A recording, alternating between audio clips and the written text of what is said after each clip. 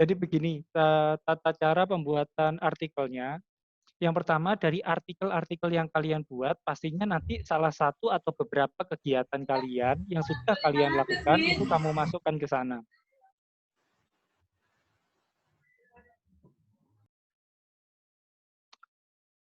Oke, saya ulangi. Mas Holil masih masuk.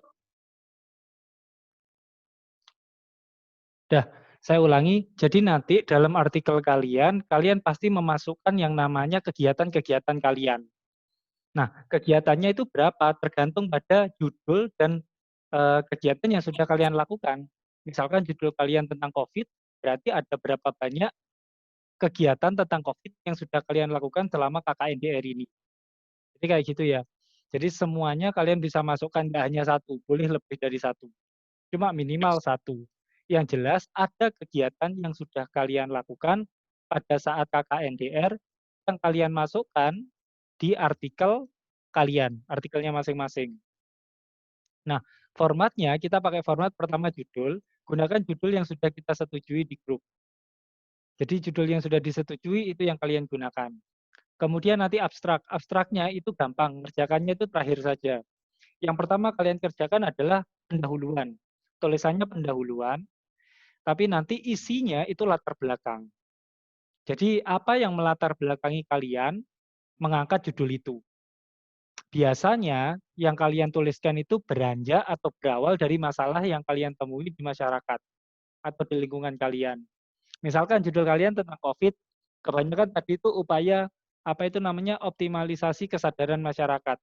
Berarti ada masalah yang timbul sebelumnya. Apa? Masyarakatnya kurang sadar, kurang melek tentang dampak COVID misalnya. Ditunjukkan dengan banyak yang tidak menggunakan masker, masih bergerombol misalkan ini. Jadi dari situ kalian bilang, kalian cerita, ternyata di desa kami atau di desa yang ada di Kabupaten Jember misalkan ini, itu masih seperti ini kondisinya. Nah, hal itu kenapa? Oke lah, kalian boleh berawal dari menyinggung tentang COVID-19. Jadi COVID-19 itu apa, sedikit kalian singgung, kemudian kalian masuk ke respon dari orang-orang atau masyarakat yang ada di daerah kalian masing-masing. Jadi kayak gitu. Lalu beranjak dari situ. Kalian cerita COVID, kalian cerita masalahnya, kemudian kalian tunjukkan pentingnya penelitian kalian itu dilakukan. Kayak gitu. Jadi masyarakat COVID itu bahaya, misalkan di awal kalian bilang COVID itu bahaya, tetapi masyarakatnya, ini masalahnya ya, tetapi masyarakatnya itu banyak yang tidak sadar akan dampak dari COVID, itu masalahnya. Kemudian kalian bilang, untuk karena itu maka perlu adanya apa tadi itu bahasanya, salah satu mahasiswa tadi bilang meningkatkan kesadaran masyarakat. Nggak masalah. Di situ kalian bilang, maka penting untuk meningkatkan kesadaran masyarakat akan bahaya dari COVID. Untuk itulah, nah setelah kalian poin pentingnya itu di situ, dari latar belakang. Jadi kalian harus membuat seolah-olah penelitian kalian itu sangat penting untuk dilaksanakan. Jadi kalian cerita sudah itu, bagaimana meramu kata-kata itu sehingga penelitian kalian itu dirasa penting untuk dilaksanakan. Jadi kayak gitu ya, intinya di pendahuluan itu kayak gitu. Kalian cerita tentang COVID, kalau misalnya artikelnya tentang COVID, kemudian kalian ceritakan masalah yang kalian temui di masyarakat, kemudian kalian tawarkan solusinya.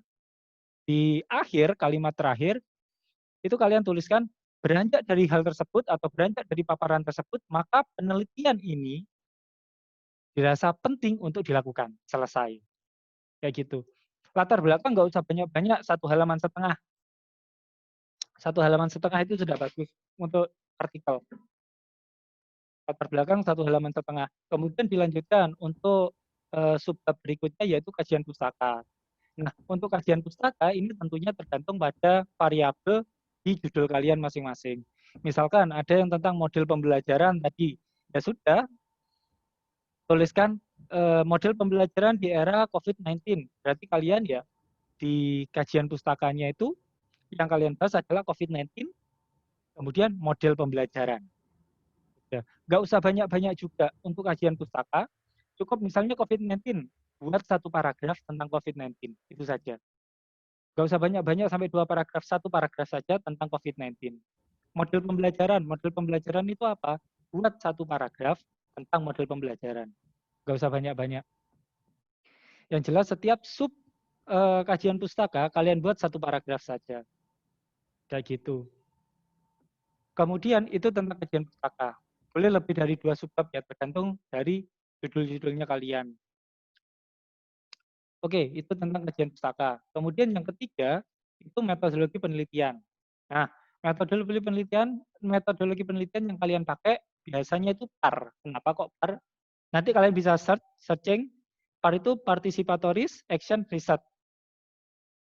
Artinya apa? Penelitian ini menuntut si peneliti untuk ikut terjun langsung ke lapangan, memberikan suatu tindakan. Jadi kayak gitu. Berbeda dengan penelitian-penelitian kayak skripsi atau tugas akhir yang lain, makalah di mana peneliti hanya bersikap sebagai pengawas saja atau pemberi nilai. Tetapi kalau di penelitian kalian yang namanya PAR ini, jadi nanti di metode penelitian kalian sebutkan metode yang digunakan dalam penelitian ini adalah PAR atau Participatory Action Research. Karena peneliti ikut terjun ke lapangan, memberikan suatu tindakan yang berujung kepada perubahan yang positif. Seperti itu. Itu bedanya dengan penelitian lain. Kalau PAR ini, peneliti ikut terjun memberikan suatu tindakan yang berujung pada perubahan-perubahan yang lebih positif. Itu yang ada di PAR. Kayak gitu. Kemudian kalian jelaskan juga di sana enggak apa-apa. Kalau misalnya mau menyebutkan nama daerah enggak apa-apa. Kemudian waktu tidak perlu dipapang dengan jelas ya. Kalau di artikel waktu itu enggak perlu dituliskan. Cukup kalau kalian misalnya judulnya itu tentang era pandemi, ya penelitian ini dilaksanakan pada saat pandemi COVID-19 berlangsung. Nggak perlu tanggal dan lain-lain. Itu nggak perlu. Kemudian subjek penelitian kalian. Kalau misalnya kalian berkutat dengan masyarakat, ya bilang masyarakat. Kalau berkutatnya dengan siswa, kaitannya sama pembelajaran tadi, ya bilang dengan siswa. Itu saja. Kemudian penelitian kalian itu berlangsung berapa lama? Berapa lama itu dalam artian 1 bulan misalkan, 30 hari, atau 1 minggu, tidak masalah. Bukan tanggal berapa sampai tanggal berapa loh ya, tapi berapa lamanya. Itu saja. Kemudian, apa yang kalian rencanakan, apa yang kalian laksanakan, dan apa yang kalian evaluasi. Singkat-singkat saja. Pertama, saya merencanakan untuk bertemu dengan sumber-sumber atau responden-responden atau sumber data. Kalian bertemu, mengobservasi. Nah, itu aja titik. Kemudian, dari situ kalian cari, kalian catat apa-apa yang perlu diperjelas. Apa-apa yang perlu ditingkatkan. Misalkan kesadarannya kurang ternyata. Nah, itu kalian list. Itu pada fase berikutnya, yaitu pelaksanaan, kalian cerita apa yang kalian lakukan, kegiatan apa yang kalian lakukan. Seperti itu. Tapi cerita secara garis besarnya saja kalau di metodologi penelitian loh ya. Jadi metodologi penelitian itu hanya garis-garis besarnya saja. Pertama saya melakukan perencanaan dengan cara apa itu namanya menemui sumber masyarakat atau siswa. Kemudian nantinya setelah saya menemukan pokok-pokok masalahnya, saya buat peneliti. Jangan kalian tulis saya loh ya. Kalian tulis peneliti membuat list-list apa yang akan ditindaklanjuti oleh si peneliti itu sendiri. Dan yang terakhir adalah evaluasi. Kayak gitu. Itu di metodologi penelitian. Nanti di hasil dan pembahasan baru kalian cerita pada fase perencanaan. Kalau di metodologi kan hanya bilang ada 3 fase, perencanaan, pelaksanaan, sama evaluasi. Misalkan seperti itu. Boleh lebih dari 3 fase ini? Boleh. Boleh lebih. Tapi minimal ada 3 fase. Ini paling standar itu ada 3 fase. Kalian bisa searching nanti tentang PAR itu tadi, ada berapa fase? Banyak. Tapi minimal ada 3 itu. Apa itu tadi? Pertama, perencanaan, pelaksanaan, dan juga evaluasi. Di metodologi kalian hanya bilang itu saja. Nanti itu di penelitian ini terdiri dari 3 fase, perencanaan pada sumber data melalui wawancara misalkan. Kemudian pelaksanaan, pemberian tindakan, dan juga evaluasi, monitoring, dan juga penilaian akan tindakan yang sudah kita berikan. Ya gitu aja di metodologi penelitian. Di hasil dan pembahasan baru kalian cerita. Pada fase perencanaan, saya melakukan wawancara dengan sumber data. Nah, apa hasil wawancaranya? Kalian masukkan di situ, di hasil dan pembahasan. Kalian cerita banyak di situ, wes. Kemudian pada fase berikutnya tentang pelaksanaan, apa yang kalian sudah lakukan di masyarakat atau di siswanya. Jadi kalian cerita tentang kegiatan-kegiatan yang sudah kalian lakukan. Itu kalian cerita di hasil dan pembahasan. Yang terakhir, di evaluasinya. Apa dampak setelah kalian berikan kegiatan-kegiatan itu? Atau setelah kalian berikan stimulus. Entah itu berupa pemberian masker, misalnya ini, bagi yang ngasih masker. Jadi kalian cerita, apa dampaknya? Itu di fase terakhir, evaluasi. Kayak gitu. Sudah selesai dengan ketiga fase tersebut, berarti kalian sudah selesai dari hasil dan pembahasan. Kalian bisa masuk ke kesimpulan dan saran. Selesai kayak biasanya untuk kesimpulan dan saran. Kesimpulannya apa dari penelitian kalian itu menjawab permasalahan, sarannya apa? Sarannya itu boleh bagi pembaca, boleh bagi masyarakat. Ya. Yang terakhir adalah daftar pustaka. Intinya itu aja sih. Silakan kita lebih banyak ke sharing aja. Mungkin ada beberapa pertanyaan dari Mas dan Mbak mahasiswa ini. Monggo.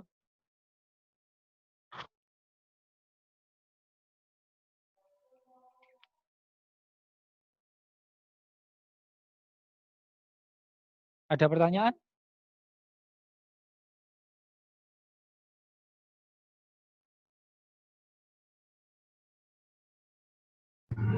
Assalamualaikum Bapak, saya Widyasari. Ya. Tadi suara Bapak putus-putus Pak. Saya pengen diulangin lagi tentang metode yang digunakan itu loh Pak. Nggak terlalu paham soalnya tadi masih putus-putus suaranya. Mungkin Bapak bisa ngulang untuk metode yang digunakan. Oke, saya ulangi ya. Untuk metodologi penelitian kalian, kalian menggunakan yang namanya metode PAR. Apa itu PAR? Saya jelaskan secara singkat saja, nanti kalian bisa googling. PAR itu kepanjangan dari Participatory Action Research. Artinya apa? Perbedaan dengan metode penelitian yang lain, kalau metode penelitian yang lain, kalian hanya bertindak sebagai peneliti murni. Jadi kalian tidak memberikan suatu tindakan ke orang-orang lain, ke subjeknya, ke masyarakat. Itu kalian nggak ngasih tindakan. Siswa itu nggak ngasih tindakan, kalian hanya menilai saja. Memberikan penilaian dari apa yang dilakukan oleh subjek penelitian kalian. Oh, kayak si A itu begini, begini, begini, si B itu begini, begini, begini, si C itu begini, begini. Nah, itu namanya metode penelitian, entah itu kualitatif, entah itu kuanti. Nah, yang kalian gunakan bukan keduanya, tetapi PAR itu tadi, Participatory Action Research. Perbedaannya adalah kalian di sini tidak hanya bersikap atau sebagai peneliti murni, tetapi juga memberikan suatu tindakan. Biasanya kan kalau etika peneliti umumnya itu tidak memihak. Kalau ini agak memihak. Buktinya agak keberpihakan kalian itu apa? Buktinya kalian bisa memberikan tindakan. Otomatis tindakan yang kalian beri itu adalah tindakan yang menurut kalian benar, begitu kan? Nah, itu perbedaan antara metode PAR dengan metode yang biasa digunakan ketika melakukan skripsi.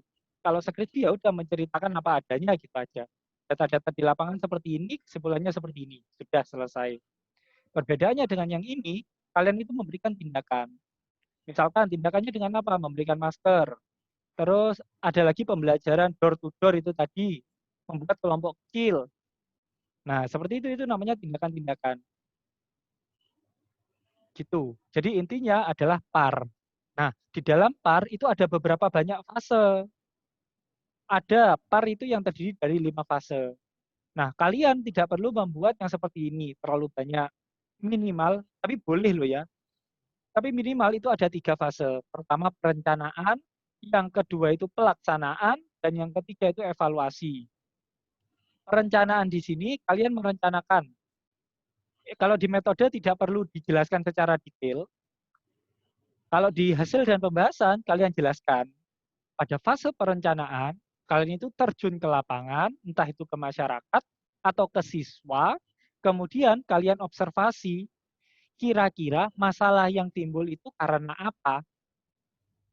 misalkan masalah yang timbul adalah karena faktor ekonomi, sehingga masyarakat di situ tidak menggunakan masker karena tidak punya uang. Nah, itu ada pada perencanaan, kalian cari masalahnya. Setelah itu, setelah kalian catat masalah-masalah yang ada, kalian masuk ke fase yang kedua, namanya fase pelaksanaan. Di fase pelaksanaan ini, kalian bisa melaksanakan ide-ide kalian untuk memecahkan masalah yang tadi. Misalkan, karena masalah yang muncul itu tadi adalah faktor ekonomi, sehingga masyarakat tidak bisa karena masyarakat tidak bisa membeli masker, maka pelaksanaan ini kalian melakukan kegiatan membagi-bagikan masker. Kayak gitu. Itu masuk fase pelaksanaan. Setelah fase pelaksanaan, ini kalian bahas loh ya, nggak masalah. Ini contoh saja hanya satu kegiatan yang saya masukkan. Kalau kalian ada beberapa kegiatan, ya masukkan saja. Kemudian kalau sudah pada fase pelaksanaan sudah selesai, fase yang ketiga adalah evaluasi atau penilaian. Jadi bagaimana dampak berikutnya setelah kalian memberikan masker kepada masyarakat. Apakah masyarakat itu menggunakannya semakin melek terhadap dampak COVID atau tidak? Seperti itu. Itu evaluasinya. Mungkin gitu Mbak, siapa tadi ya? Mbak Siti Nurjamilah atau Mbak Widyasari gitu yang tanya barusan. Mungkin gitu Mbak, ada yang mau ditanyakan lagi?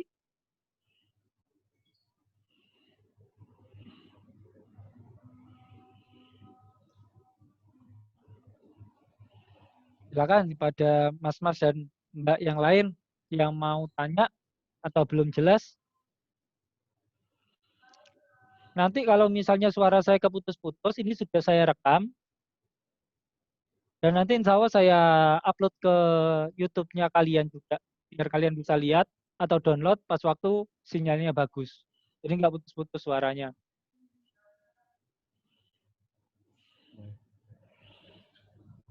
Sebelumnya saya nggak tahu itu di grup itu sudah semuanya selesai di ACC, apa ada masih beberapa yang belum selesai?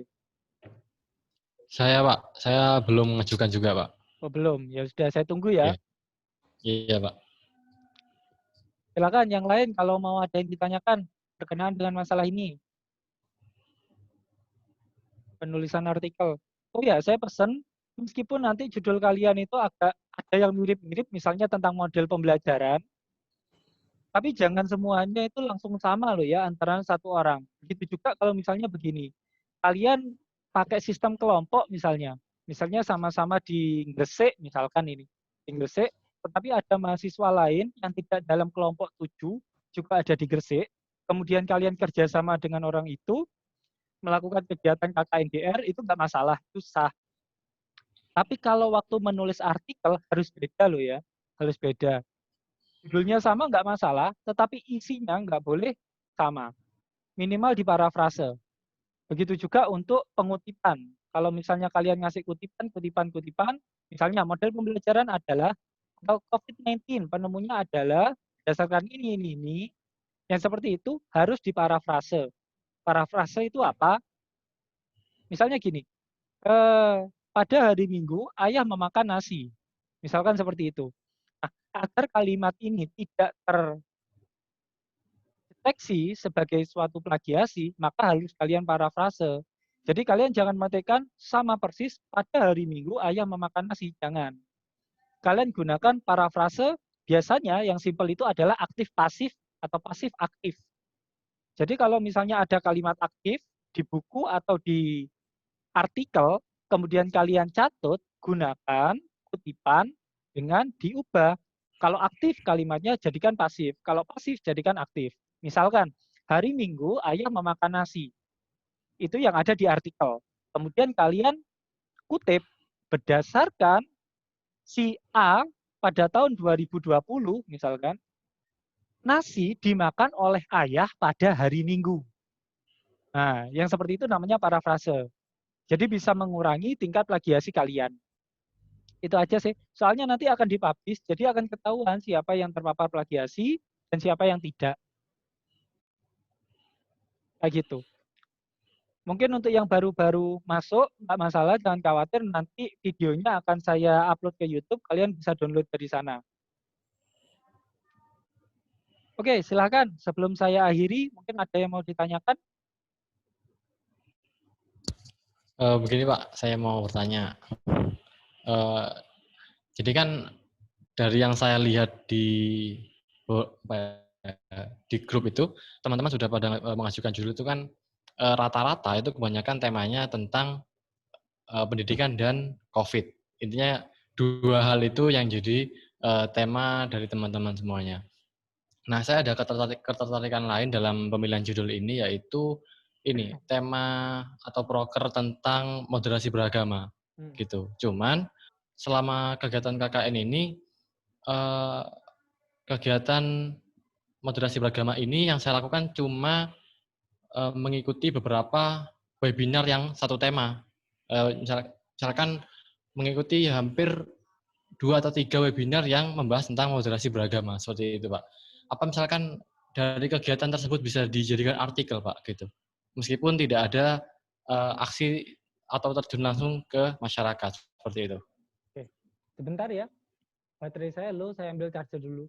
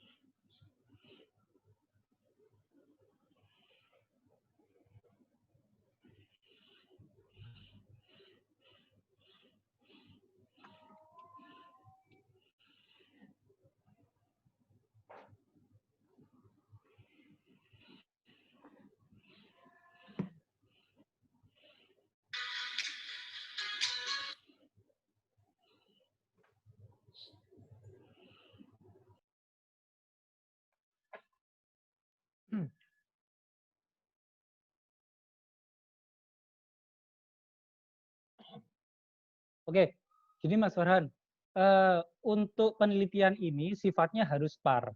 Jadi participatory action research. Jadi peneliti harus terjun memberikan tindakan kepada masyarakat. Kalau hanya mengikuti, bukan mengadakan loh ya. Berbeda dengan mengadakan. Kalau mengadakan berarti sudah memberikan tindakan.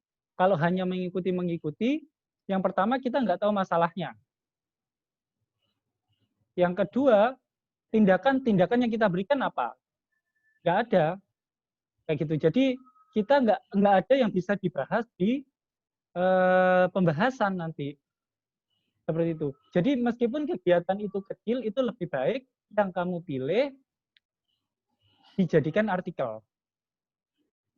Meskipun kegiatannya itu kecil, setidaknya itu ada kegiatan yang kamu lakukan untuk masyarakat atau untuk siswa misalnya. Atau untuk anak-anak ngaji, misalkan seperti itu. Itu nggak apa-apa. Yang penting harus berbasis kegiatan. Ada kegiatannya, baru itu yang dimaksud atau dimasukkan ke dalam artikel. Masalah dengan suara saya terdengar ya? Dengar.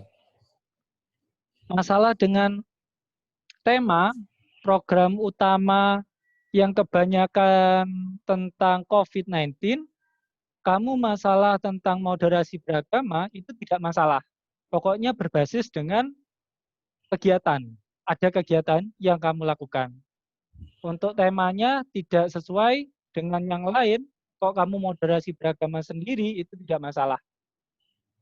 Kayak gitu. Soalnya ini sifatnya individu nanti artikelnya, meskipun nanti dirangkum jadi kelompok, nanti tugas saya lah untuk ngerangkum judul-judul kalian jadi satu buku itu. Kayak gitu. Gimana, Mas? Gini Pak, selain itu saya ada opsi lain. Jadi selain tadi moderasi beragama, saya ada ini kegiatan yang sudah saya lakukan itu meskipun intensitasnya nggak banyak, nggak sering kegiatannya. Cuman yang sudah saya lakukan itu ini sesuai dengan prodi saya. Saya kan prodi bimbingan dan konseling. Saya sempat melakukan proses konseling gitu. Ini konseling bimbingan dan konseling terhadap anak-anak ya siswa-siswa SMA kelas 1 dan kelas 2 SMA dalam perencanaan karir untuk memilih perguruan tinggi seperti itu, Pak. Jadi itu kan termasuk kegiatan, jadi saya fokuskan ke itu tadi prodi saya bimbingan konseling, yaitu berarti masuk di pendidikan seperti itu. Oke. Jadi Mm-mm. iya Pak, Ya sudah. gimana? Lanjutkan dulu nggak apa-apa. Jadi apa namanya nggak ada sangkut pautnya sama COVID seperti teman-teman, tapi lebih saya tekankan di pendidikan karena ini kan termasuk bidang pendidikan, yaitu proses bimbingan dan konseling perencanaan karir seperti itu Pak. Oh gini aja Mas, biar nanti masih ada irisan-irisannya dengan yang lain, itu bagus. Maksudnya irisannya itu gini, saya awalnya mikirnya gini, nanti pasti ada irisan dari artikel-artikel kalian, yang nanti irisannya itu, maksudnya irisan itu ada hal yang sama, kayak gitu loh. Jadi ada hal yang sama dari artikel-artikel kalian itu, meskipun beda program kerja utama. Ada yang tentang COVID, moderasi beragama, saya mikirnya itu pasti ada irisannya, dan irisannya itu, hal yang sama itu yang saya buat sebagai judul bukunya kalian. Kan artikelnya kalian nanti kan digabung dijadikan buku dengan satu judul, satu tema. Nah, saya mikirnya awalnya pasti yang sama itu tentang pandemi atau COVID-19, kayak gitu. Nah, untuk yang barusan, Mas, sebenarnya itu bisa dikaitkan dikit-dikit. Jadi gini, untuk Mas Farhan, itu bagus judulnya bisa diangkat, tinggal nanti kalimatnya gimana, tapi intinya, inti yang kamu kerjakan itu sudah bisa dijadikan artikel, dan saya paham maksudnya. Cuma nanti kasih kata-kata COVID-19 lah Mas di judulnya, dengan cara gimana, masalahnya gimana, masalahnya kamu gini, pendahuluannya ya, di pendahuluan, di latar belakang, kamu cerita, siswa sekarang itu kan pembelajarannya daring. Kalau pembelajarannya daring, otomatis bimbingan konseling pun akan susah dilaksanakan. Kayak gitu. Loh, pembelajaran matematika, bahasa Indonesia, IPA, IPS, itu saja sudah daring. Gitu kan, apalagi bimbingan konseling. Kalau bimbingan konseling kan kadang-kadang tidak hanya dari segi tulisan saja, susah. Kadang-kadang bisa dilihat dari ekspresinya si subjek juga, si anak juga gitu kan. Jadi nanti terobosan kamu adalah membuat ini menjadi suatu kegiatan yang memfasilitasi siswa-siswa yang terdampak COVID-19 sehingga tidak mendapatkan akses bimbingan konseling di sekolahnya. Makanya ini kegiatan kamu ini dilakukan. Sik, sik, sik. Mas anunya sudah keluar ya? Siapa tadi? Farhan ya? Yang Farhan sudah keluar.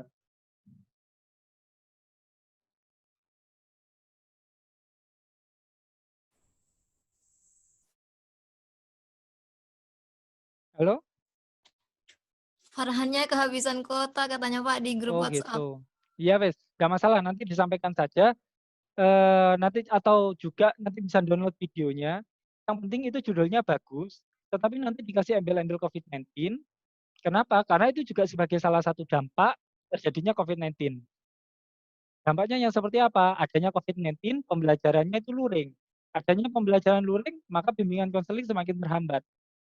Bahkan mungkin, ini sangat mungkin, saya tidak tahu, nanti kalian cari tahu saja di sekolah-sekolah atau mana, atau mungkin guru BK atau BP itu malah tidak melakukan bimbingan konseling karena adanya sistem luring ini, sorry, sistem daring ini. Kan biasanya bimbingan itu dilaksanakan secara luring, tatap muka, seperti itu. Jadi si psikolog itu bisa melihat bagaimana keadaan si subjek. Kalau hanya dari tulisan kan kesulitan. Nah, di sini letak pentingnya kegiatan yang dilakukan oleh Farhan di masa pandemi. Kayak gitu. Itu bagus untuk jadikan artikel. Jadi nanti meskipun itu artikelnya berbeda dengan yang kebanyakan tentang pendidikan, tetapi ada irisannya. Itu untuk pertanyaannya Mas Farhan. Nanti bisa disampaikan atau melihat videonya di YouTube. Monggo yang lain kalau ada pertanyaan dipersilakan.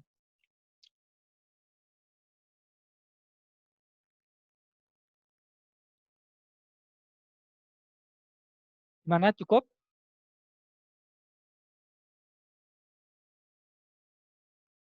Monggo teman-teman yang mau nanya dipersilahkan. Ya,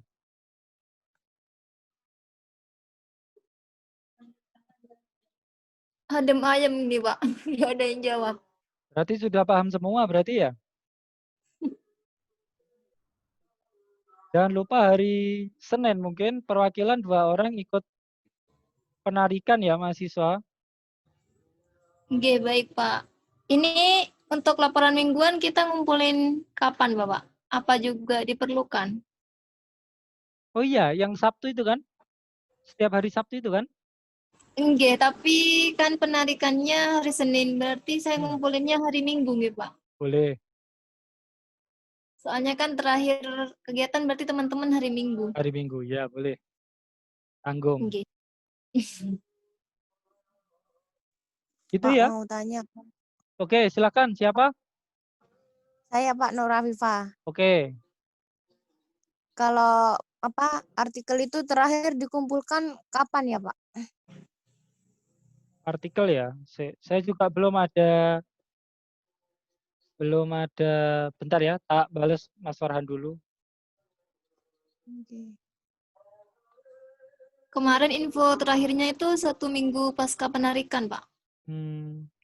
Iya tadi.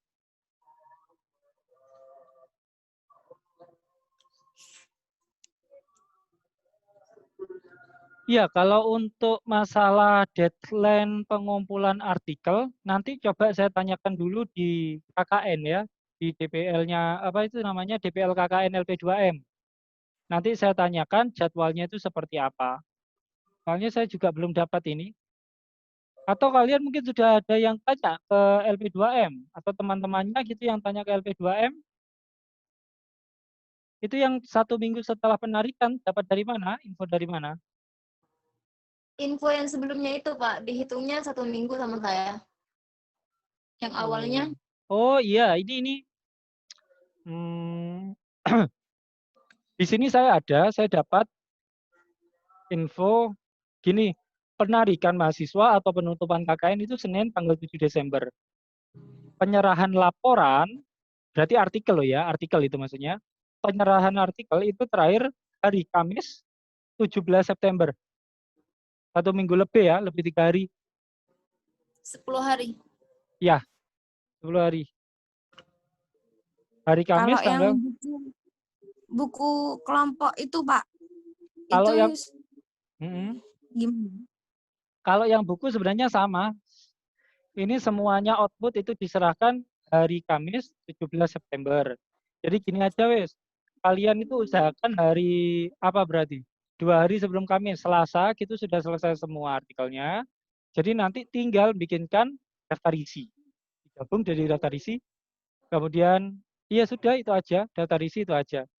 Nanti soalnya untuk kata pengantar itu yang nuliskan adalah dari pihak rektor, kemudian ketua LP2M juga. Gitu. Jadi nanti nggak langsung jadi satu buku itu enggak. Jadi kalian jadikan satu file gitu aja, tambah daftar kok daftar pustaka sih, tambah daftar isi. Tambah daftar isi. RAR, Pak. Apa? Gimana? Yang RAR? ngumpulinnya ke jenengan. Nggih, Oh, kemarin formatnya itu katanya RAR. katanya siapa? Dari pusatnya. Dari Boleh. LP2. Oh, itu gini. Kalian boleh formatnya RAR kalau misalnya mau mengumpulkan artikelnya itu tadi. Iya, artikelnya ini ya maksudnya. Nggih. Iya, kalau artikelnya boleh kalian kirimkan per file gitu aja boleh. Nanti saya buat RAR sendiri dari sini bisa. Jadi kalian langsung aja upload. Oh ya gini, sekalian ini kita kasih info. Nanti artikel yang kalian sudah buat, kalian kirimkan japri ke saya ya. Japri saja, tidak usah melalui grup. Untuk artikelnya. Jadi tidak perlu melalui RAR. Nanti saya yang jadikan RAR kalau sudah terkumpul jadi satu. PDF gitu tak Pak? PDF dan Word. Soalnya nanti kan perlu digabung itu. Enggak diginiin Dua-duanya. aja, Pak. Dikumpulin semua ke saya, terus saya bentuk RAR ke jenengan. langsung dikirim di grup nggak apa-apa? Oke, kalau kayak gitu boleh, nggak masalah. Tanggal 15 aja, Pak, kesepakatan satu kelompok. Iya, tanggal 15. Itu filenya jangan PDF tok ya, tapi Word juga. Soalnya kan harus gabung-gabung, nanti ngedit-ngedit nggak susah kalau misalnya bentuknya nggak PDF. Itu ya, Mbak ya? Nggih. Kalau masalah referensi gitu, apakah boleh cuma 1-2 kalimat ngambil di internet untuk lihat referensi itu, apakah boleh, Pak? Gini, untuk referensi ya yang kalian gunakan, kalau cuma ngambil 1 kalimat, 2 kalimat itu boleh. Biasanya malah kalau kutipan-kutipan itu ya cuma 1 kalimat. Misalkan, Afifa 2019 menyatakan bahwa COVID-19 itu sangat mengancam pada diri manusia. Misalkan ini, sudah selesai titik gitu. Cuma sumbernya harus jelas. Dalam hal ini, ketika kalian menggunakan internet nggak masalah, tapi jangan blok. Jangan blok loh ya. Gunakan artikel. Berarti Minimal itu harus sudah. cari artikel-artikel gitu ya, Pak ya? Iya, betul. Artikel. Minimal artikel. Pak, saya ada buku. Nggak masalah. Buku malah lebih bagus. Tapi minimal artikel. Yang lebih gampang itu memang artikel. Seenggaknya kalau artikel ada tahunnya. Kalau blog itu kalian nggak tahu kapan dia nulis. Oh, mungkin kalian tahu kapan dia nulis, tetapi bisa jadi itu bukan hasil karyanya sendiri. Soalnya kalau di blog, itu nggak terdeteksi plagiasi kan. Kalau di artikel, ketika artikel itu sudah terbit di Google, artinya dia sudah melalui penyaringan dari plagiasi itu tadi. Kalau misalnya, oh kok sama Pak, artikelnya si A dengan si B, isinya sama persis. Nah itu bisa dipermasalahkan di kemudian hari. Kayak gitu mungkin Mbak Afifah. Jadi jangan blog ya, cari yang Mm-mm. artikel.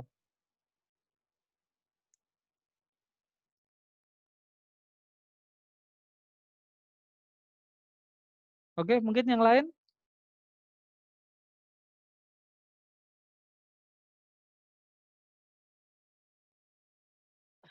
Cukup? Cukup ya? Oke, kalau nggak ada lagi, ya? Mau nanya Pak, Oke, itu monggo Mbak. format penulisannya itu tetap konstantia apa itu new Roman itu Pak? Kalau yang dari, oh ini ada perbedaan ya antara yang artikel yang saya kirim, contoh format itu, dengan yang dijelaskan sama Bu Rodia itu lah. Iya, Kalau Bu Rodia bilangnya pakai apa?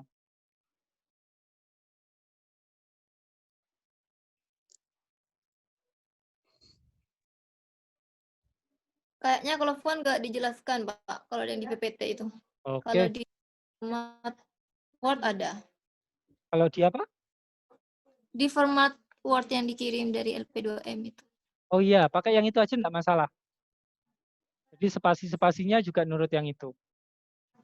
Spasi 1. Iya, spasi 1. Kalau 1,5 kan besar itu. Kalau artikel itu memang spasinya 1. Biasanya 1. Makanya 10 halaman itu sudah bagus. Sudah banyak itu, Pak. Iya. Yang bagus, kalian jangan banyakkan di kajian pustakanya. Kajian pustaka, makanya saya tadi bilang, kajian pustaka atau studi literatur di bab 2 itu tadi. Oh ya, ini gini ya. Jadi penulisannya bukan kayak skripsi bab 1, latar belakang, kemudian di balik halamannya bab 2. Itu enggak, itu langsung ya. Cukup penulisannya pendahuluan, langsung tulisan. Kemudian kalau sudah selesai titik, dapat setengah halaman misalnya. Ya sudah, bab nggak usah ditulis bab 2, langsung aja kajian pustaka gitu aja. Pokok mengikuti itu yang file Word yang saya kirim, tetapi sistematikanya ada pendahuluan, literatur, metodologi penelitian, hasil dan pembahasan, sama penutup, kesimpulan, dan saran. Dan itu tadi, kajian pustakanya jangan banyak-banyak, setiap variabel cukup 1 paragraf. Paling banter 2 paragraf. Tapi ya jangan juga nanti satu paragraf ternyata terdiri dari 10 kalimat. Ya banyak sama aja. Satu paragraf 4 kalimat saja lah yang normal. Satu paragraf 4 kalimat, satu paragraf 4 kalimat. Jadi studi pustaka itu sedikit. Yang harus banyak itu hasil dan pembahasan. Gitu. Metode dari penelitian boleh banyak. Yang nggak boleh banyak kajian pustaka. Latar belakang boleh maksimal 2 halaman. Itu boleh, Mas Ian. Yang tidak boleh banyak hanya kajian pustaka atau studi literatur. Itu saja. Itu ya Kajian Mbak. pustaka itu gimana, Pak? Kajian pustaka itu misalkan ada yang gini tadi judul artikelnya, model pembelajaran apa tadi itu ya, saya lupa. Misalkan ini sudah model pembelajaran door to door untuk meningkatkan pemahaman siswa pada masa atau pada era pandemi COVID-19 misalkan. Berarti variabel penelitian kalian kan ada model pembelajaran dan ada COVID-19. Atau misalnya kalian spesifikkan model pembelajaran IPA misalkan ini. Ya sudah, berarti kajian pustaka kalian ada beberapa variabel. Yang pertama tentang model pembelajaran, IPA, dan juga COVID-19. Jadi kalian bahas model pembelajaran. Model pembelajaran itu apa definisinya? Oh, menurut Karl Marx misalnya, model pembelajaran itu gini-gini. Nah, ini cukup satu paragraf saja yang membahas tentang model pembelajaran. Yang membahas tentang IPA atau materi, misalkan materi apa ya, materi ekonomi misalkan, itu cukup satu paragraf saja. Materi COVID-19 itu cukup satu paragraf saja. Jadi total ada 3 paragraf. Kayak gitu. Nggak usah Pengertian banyak-banyak. dari judul-judul itu kan, Pak, berarti ya? Gimana? Pengertian dari judul-judul masing-masing. Ya, Ya. betul. Masing-masing judul itu pasti ada variabelnya. Variabel itu definisinya itu dijelaskan di kajian pustaka. Tidak usah banyak satu paragraf setiap variabel. Itu ya Mbak Afifah. Iya, Pak. Yang lain? Pak, mau tanya, apa ada revisi lagi Pak untuk laporan yang akan dikumpulkan besok ini? Maksudnya revisi ini saya koreksi gitu? Laporan, ya koreksi gitu Pak. Iya. Pasti nanti saya koreksi dulu. Oh. Ya, nanti juga saya kalau sempat sih saya mintakan turnitin juga. Oh iya Pak. Tapi kayaknya tanggal 15, Pak. Kenapa? Kalau masih ada koreksi ulang jangan tanggal 15, takut nggak nutut ke jenengan. Atau gini aja, Ya, tetap Pak. tanggal 13, tetapi tanggal 7 gitu selesai artikelnya. Aduh. Aduh, Pak.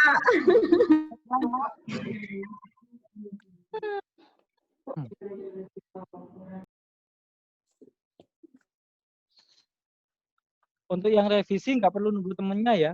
Kalau misalnya kalian sudah selesai, bisa langsung dikirim untuk revisi. Kalau misalnya sudah bagus, ya nggak perlu revisi. Siap.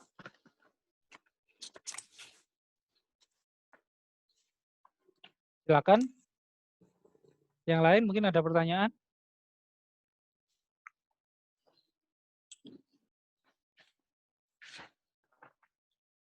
Oke, kalau nggak ada, saya anggap sudah paham semua. Kalau misalkan nanti ada yang masih perlu dipertanyakan, silakan ditanyakan di grup WhatsApp. Nanti akan saya jawab. Dan kepada mahasiswa-mahasiswi yang masih belum menyetorkan judulnya, atau masih belum di ACC, silakan saya diingatkan lagi di grupnya, ketikkan judulnya, sama kalau misalnya saya ngasih pertanyaan kayak gitu, kalian mau jawab saja, tetapi kalian tuliskan judulnya juga di atasnya ya. Saya bingung soalnya kalau langsung dijawab gitu aja, ini punya siapa sudah lupa lagi. Kayak Oke, gitu. Pak. Ya. Mungkin itu aja. Pak, mau Oh ya, silakan. tanya, Pak. Mas Widi. Itu Gini Pak, masalah mengenai pelaporan video itu loh Pak, apakah diwajibkan memang seminggu sekali atau gimana itu Pak? Yang video itu Pak?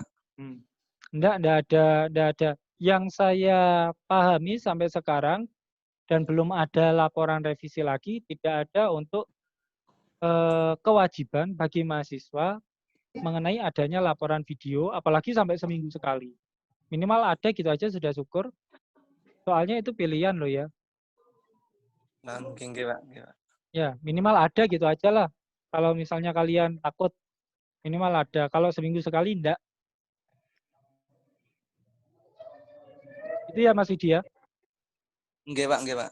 Oke, yang lain? Sampun. Ampun. Kalau seperti itu, mungkin saya akhiri saja sesi bimbingan pada siang hari ini. Kurang lebihnya dari saya. Mohon maaf yang sebesar-besarnya. Saya akhiri. Wabillahi taufiq wal hidayah. Wassalamualaikum warahmatullahi wabarakatuh. Salam. Waalaikumsalam warahmatullahi wabarakatuh. Waalaikumsalam.